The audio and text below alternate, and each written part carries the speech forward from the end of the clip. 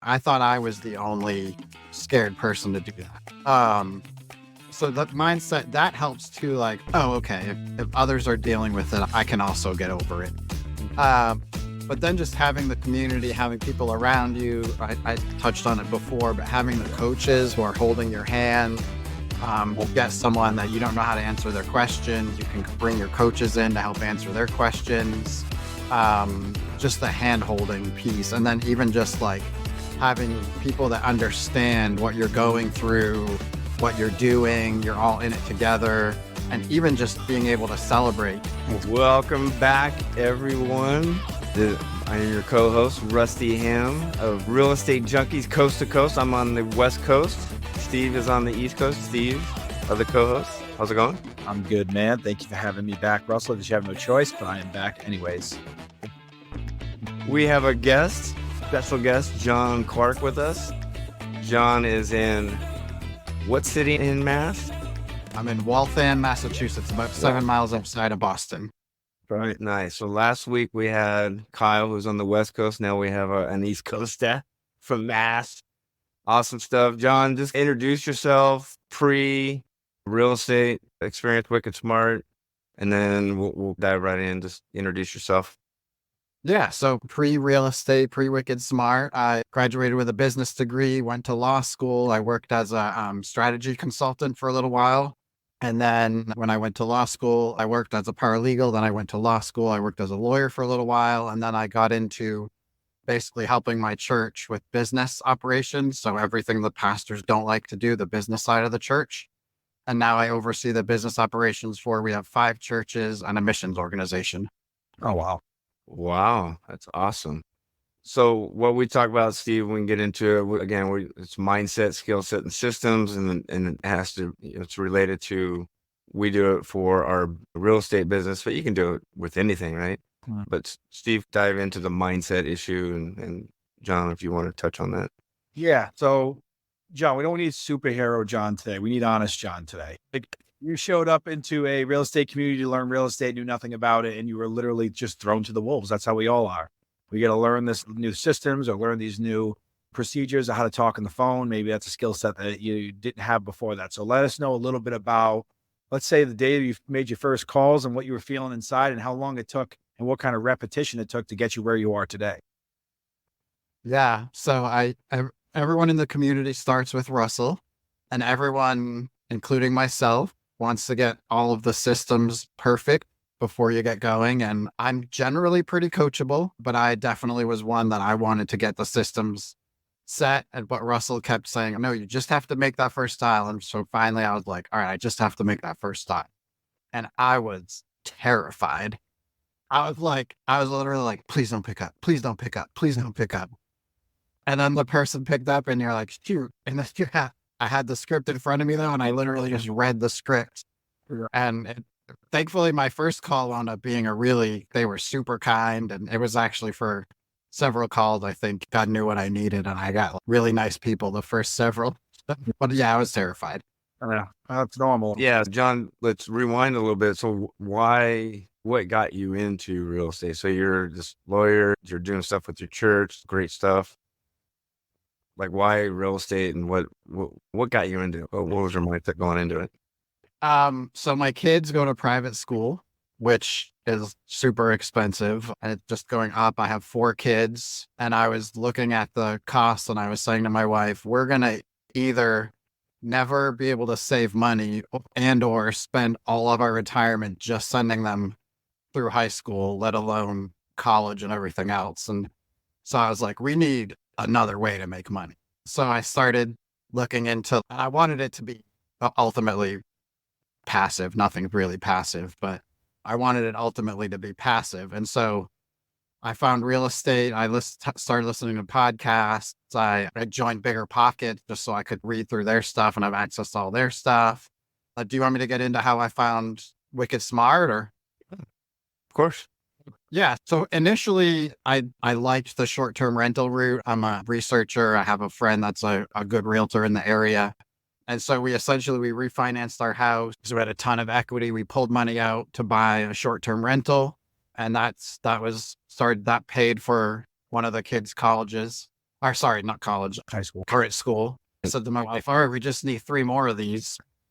And she was like, okay, awesome. Where are we going to come up with $300,000? And so I started doing more research. I learned about terms and I came across I can't remember the podcast, but Chris Prefontaine was on a podcast. And I actually remember I couldn't listen to it, but because there was chaos in the house. So I put on some noise, not earphones, but like actually, what are they called when they cancel the sound? Yeah. Whatever those are called. And I just started reading the transcript. And I was like, I like this guy. Seems like he tells it like it is. Mm-hmm. And at the end, it was he basically sent you to his website or something where you could get his books, which are Real Estate on Your Terms and Deal Structure Over Time at the time. I know there's a third one now that actually I think both of you guys contributed to. Yep. And I read those. So that was like right before we went on vacation, and it was the summer of 2022. I got those books. I brought them on vacation with me. And while I was on vacation, I set up a strategy call because I was like, this is legit. I did the research, of course. I looked at reviews and they were like, you couldn't find someone saying something negative about the Wicked Smart community. So I was pretty all in. Yeah. And we'll get into that, right? Go ahead, Steve. Yeah, I'm just curious because usually what is the biggest block for people is literally just getting going. So what do you think? I'm just curious. Were you looking into real estate for a long time before you pulled, when it came to just mentor, maybe looking for someone to potentially teach you a specific real estate? Did you sit on it for a while or did you take action pretty quickly? I'm an action taker. I looked at it. I knew that if I was going to get into this, I needed someone to hold my hand. And so everything I read about Wicked Smart was like, if you do the work, they're going to get into it with your smart real estate coach. And that's been so I know you guys we'll get into that later with me, but that's been my experience. If you put in the work, they're going to work just as hard as you, these guys included. And yeah, like I said, I knew I needed someone to hold my hand and teach me how to go. And so I jumped right in with. That's part of our core values, right? With effort for effort, right? If you're going to come into the community, obviously there's a cost to it, but if you're going to come into the community, you got to put in the effort. And if you do, then we're going to be right there hand in hand with you. Cool. So yeah, you said you started with me right off the bat. Let's talk about skill set. You said you were definitely afraid to make phone calls. What? So That has completely changed, but talk about the skill set from day one, making that first call to where you are at now, confidence wise. And then what kind of things were you doing in order to gain that confidence as far as talking to self? Yeah, I think for me, a lot of it was practicing the scripts and listening to calls. So all of the coaches post calls occasionally that they've done or that they've helped people with through the Wicked Smart Academy. There are calls that you can listen to. So listening to those and getting the scripts in my head, I started with literally like the 3-page script, and someone would ask a question and I'd shuffle through looking for the answer to it. I had FAQs like to my right here, and I would literally just be like, and I'd read exactly what it said.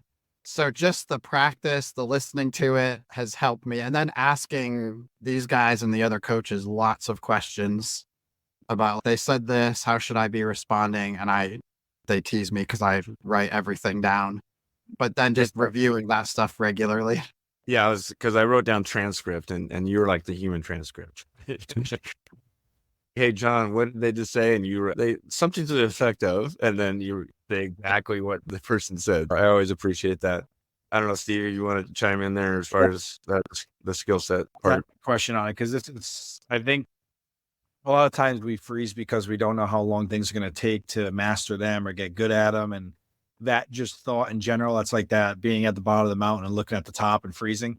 So I'm just curious, John, for you, can you give us like an idea of when you started, like how many dials you were making in a sitting compared to where you are now?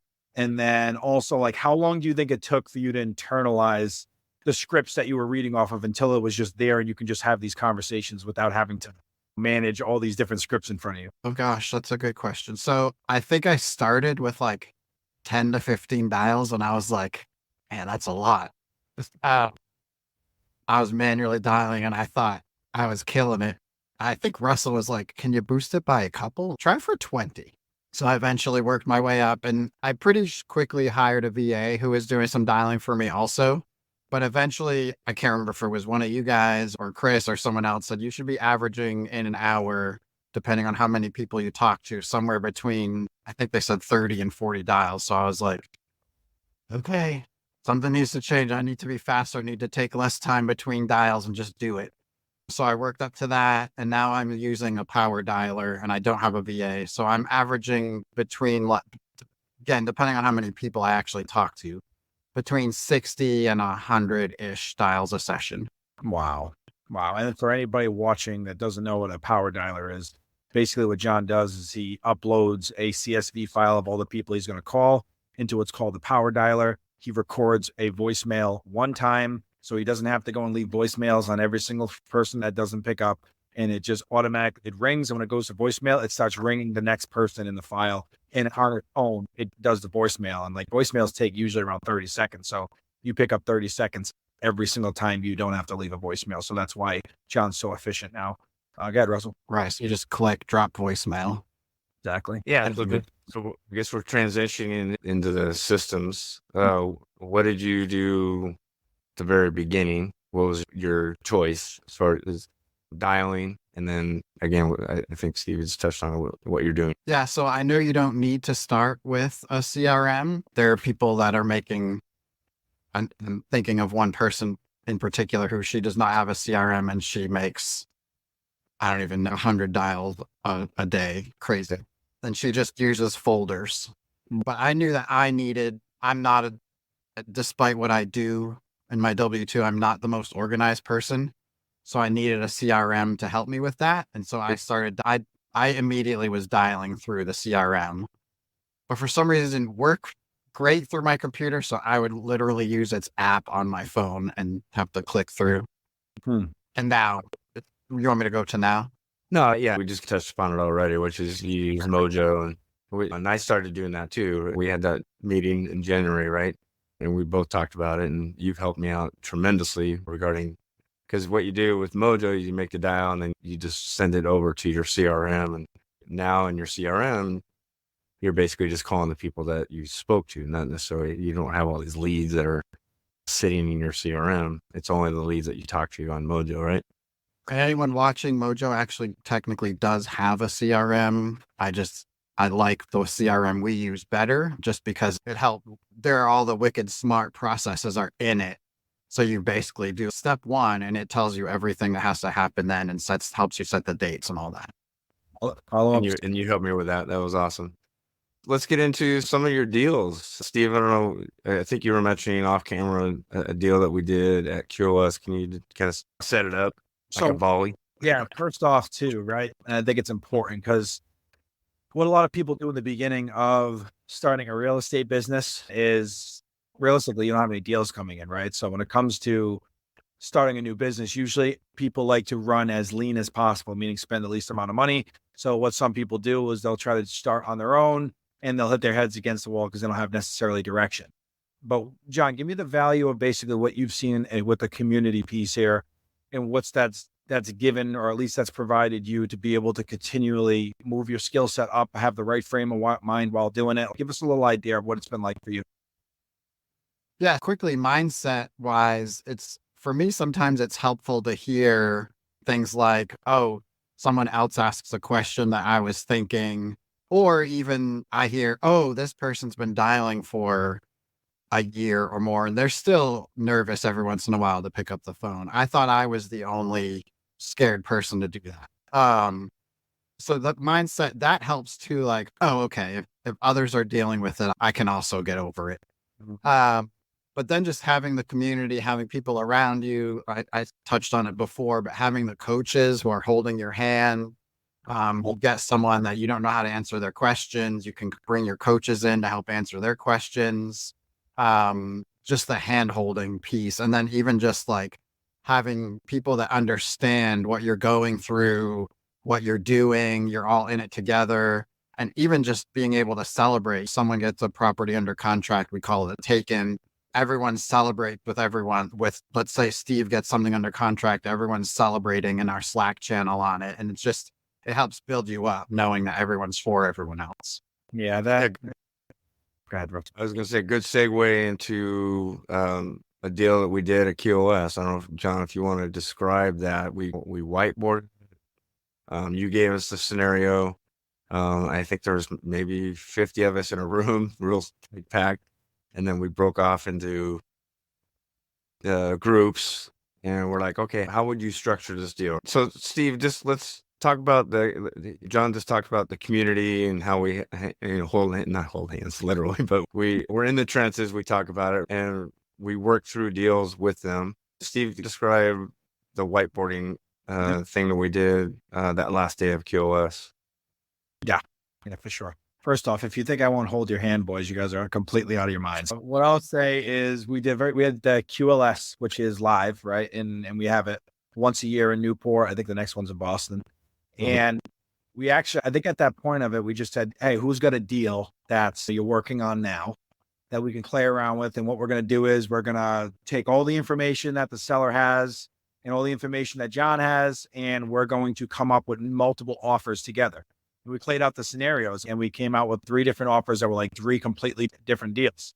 So John, let us know a little bit about, we played around with that a little bit. And then we ended up actually at lunchtime having a call, me and you, with that seller. So give an idea of what that all looked. Yeah. Sorry. Do you mean give an idea with just when you and I called, or even back up with the whiteboarding piece? Yeah, no, it's up to you. You don't have to, you don't have to go over like the whiteboard or anything like that, but just the idea of we're able to play around with the deal, come up with I think we even broke out into groups coming up and looked at what everybody would provide for an offer, which was cool. But then we ended up having a call with the seller after. So let the viewers know like what me and you did together and like how we were able to play around with that deal with the seller and actually what the results were.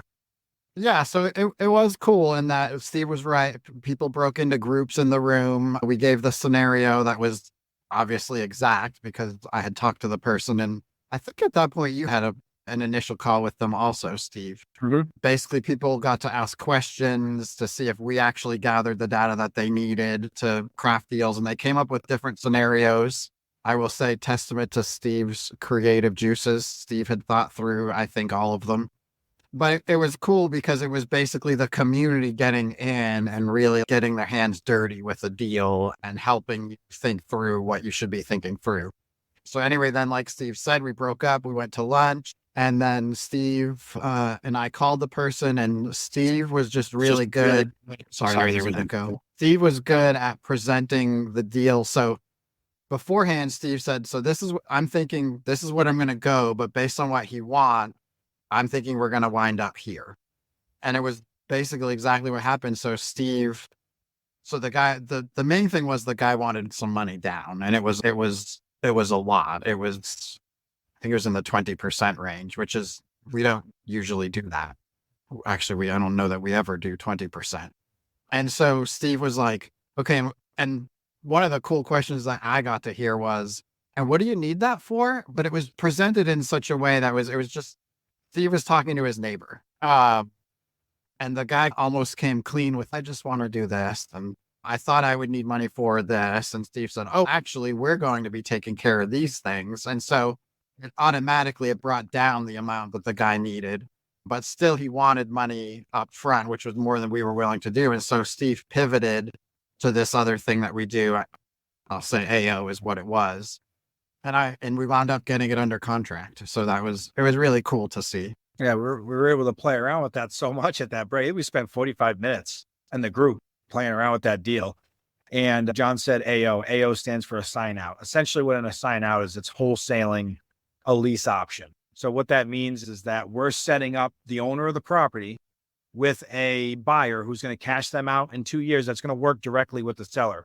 We just get paid with the difference between what the seller wants for the home and what we sold it for. We keep that portion of the money they put up front, and we also shared a portion of that with the owner of the property so they could have some money in pocket as well. But then the owner is able to actually get cash flow until that buyer inevitably cashes them out. So this guy just wanted to be in control of the deal. He wanted a bunch of money down. We weren't going to put down a bunch of money if we were going to handle the deal and not assign it to him. So we pivoted in the direction that worked best for him. And luckily we spent like 45 minutes going over that deal right before the call. So we were prepared for any question he said, and we were able to work it together. So thanks for explaining that, John. I think it's just important that people know you're going to run into situations all the time that you don't necessarily know what to do. Just because I'm good on the phone, Russell's good on the phone, or John's good on the phone, doesn't mean we're equipped with every skill set to close. But when you're surrounded by other people who are, you bring it up the ladder, right? If I don't know what to say on a phone call, what am I going to do? I'm going to say, hey, Chris, I had a phone call today, wasn't 100% sure how to navigate this. I just let him know I had to bring it back to my partner, Chris, because I don't make all the decisions. And let me bounce those ideas around, and then we'll come back with one that's perfectly suited for you. I don't need to know the answers. Russell and John don't need to know the answers, but that gives you time to then recoup, go back to your partner, come up with the right plan, get the right scripting, and move on. And that's the power of community. Because if you don't have somebody to help you, you could be leaving tons of money on the table, or there is no money on the table because you didn't know how to close it. Right. Great point. We talk about the community. Sorry, John, but I just wanted to rewind a little bit. Again, there's 4 game plans in our community, the creative financing community. It's a lease purchase. We've talked about that before. There's a subject to the existing mortgage, there's owner financing, and then there's an AO. What we did in that room is we said, okay, here are the numbers. What would you do? And so the groups, they went through a lease purchase, and they went through sub 2, and we did AO, and people had different ideas of what they would have done. So it was really cool just to digest and work through that deal together, and then having you guys off to the side at lunch, actually call a guy, having that fresh in your mind and saying, hey, we have these options. We have these different things. What one do you think would work best for you? And then you got it under contract. That was pretty cool. I don't know, John, you were going to say something. Go ahead. I was just going to say that people in the community or even before they get into the community will ask, will this work with what price range of house does this work within? And so I was just thinking when Steve was talking, like this person wanted, I think 10%, 5 to 10% of $100,000 house is a lot different than 5 to 10% of $1 million house, which is what this is. This was. Right. And so we work with that range plus. I know that Russell regularly has well over $1 million homes that he gets under contract. Yeah, it's all relative, right? Because different parts of the country, the prices are different, right? Obviously, coast to coast, the West Coast and East Coast, we're in similar markets, right, as far as price range. And that, so that at the end of the day, you get 2 or 3 of those a year. It's nice. All right. Pretty cool. Steve, you have anything to add on that? Yeah, just let us know, John, too, because we'll close out with some of this stuff. I'm just interested in knowing, obviously, you started brand new. You were nervous. You're incredibly disciplined. So you make tons and tons of dials. So you start here. You're here now. What specifically would you say that you're working on for the future right now that you're really focused on? Whether it could be your mindset, it could be your skill set, it could be your systems. But what do you think you're really focused on right now to propel your business forward? Yeah, that's a good question. I think my systems are probably pretty dialed in, but my mindset and my skill set, I have work to do. My mindset, the biggest thing that I'm trying to work on right now is picking up the phone and saying, who can I help today versus I need to get this done. Because you really are, I know that Russell has worked on shifting his mindset. It's been inspiring, encouraging for me. Like, you really get to help 3 people in the process, yourself, of course, but then the seller and the buyer that you're putting in the house that may not have been able to buy a house. And so trying to shift my mindset of who can I help today, because that's super cool to think about and makes the pain worth it. Yeah. And then my skill set, the biggest skill set I need to work on is when they're, I'll say, remotely open, pushing for an appointment, because getting before them is obviously a lot different than talking to a person, some stranger that called you on the phone. So getting before them and showing I'm a real person, I have this community behind me because you get your coach on the phone, and then just crafting the deal with the person that works for them. So yeah, pushing for the appointment is the biggest skill set thing right now. That's good. Awesome. John, what are you reading right now in order to get you in that mindset? Yep. I just finished Be Useful by Arnold Schwarzenegger, which is one of the coolest things in that book that he mentions is he goes through these different people that failed. And I think it was Thomas Jefferson, whoever invented the light bulb, Ben Franklin.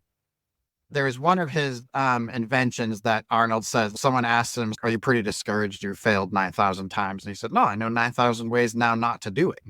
And then Arnold talks about the inventor of WD-40. WD-40 actually stands for water displacement formula 40.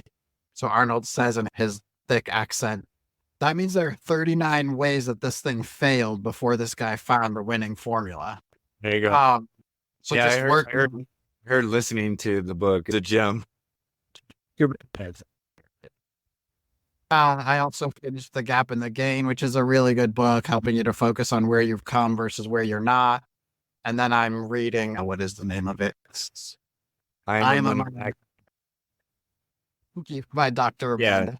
The reason I know that is we're in the same group. And Steve, you've worked with Dr. Amanda. We've talked about Dr. Amanda a few times in our episodes. She's the best as far as getting your mind straight, not only about money, but just in life in general, right? Manifesting and having a good outlook on life and bringing that energy and the vibe. She like to talk about having a good vibe. Can describe that group that we're in a little bit and how that's maybe helped you a little bit.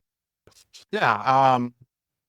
It's cool because she gives you journaling prompts every day for actually, it's really similar to Smart Real Estate Coach in some ways, which is why it's helpful.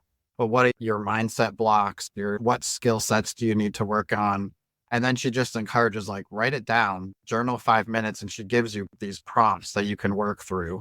And she has these little sayings that she has that also help you continue to work on your mindset. And one of them was I think it was actually in one of the books that we read, but she helped us think through for ourselves the question of basically, what am I going to do? Or is this moving? What is the canoe quote? Oh, yeah. I know what you're saying. Make the boat faster. Yeah. Is this going to make the boat go faster? Yeah. What you're doing, is it going to make the boat go faster? If going out and having a night drinking with your buddies, is that going to move the boat faster, or going to bed earlier, getting your 8 hours of sleep and journaling in the morning? Is that going to move the boat faster? Go ahead. Yes, no. So she just helps us think about is this going to move the boat faster question. No. So for me, it's, is this gonna move the needle in my relationships and in my business or spiritually? Beautiful. And so if it's not going to do one of those things, I'm going to skip it if I can. Just deprogramming and reprogramming, right? Right. That's what she says, right? You recognize, you reframe what your thoughts are, or you reframe it, you repeat it over and over again to reprogram your. Let's get. I think we're ending. We're nearing the end here. Steve, you have any parting thoughts? Yeah, no, I just think, John, thank you, obviously, for jumping on here with you. You're like an hour from me, so we need to go and get together, buddy. I can't just drive. That'd be awesome. I can't just drive and hang out with Russell, unfortunately, but I'll get out there, Russell. We'll do a coast to coast episode at your house or something. For meter of Kansas or something. No, thank you. No, thank you. Well, John, it's been an awesome journey so far, watching your growth. You're incredibly committed to being better and better every day. And it's not easy, right? Especially when the road to wherever you're looking to be, whatever that is for you, especially as an entrepreneur, it always takes longer than we want it to, but it's worth the ride every time. You just have to keep showing up. And I just want to tell you that I really appreciate how much effort and how much this means to you and your family and what you do every day. Not everybody knows how to show up every day, and you do. So I just wanted to say how much I appreciate it and love watching you grow throughout this time. It's been amazing. Awesome. Thank you, Steve. I appreciate you guys. Of course, man. Yeah. Thank you, John. I'll see you on our weekly calls, and everybody have a great. Thank you. Bye, guys.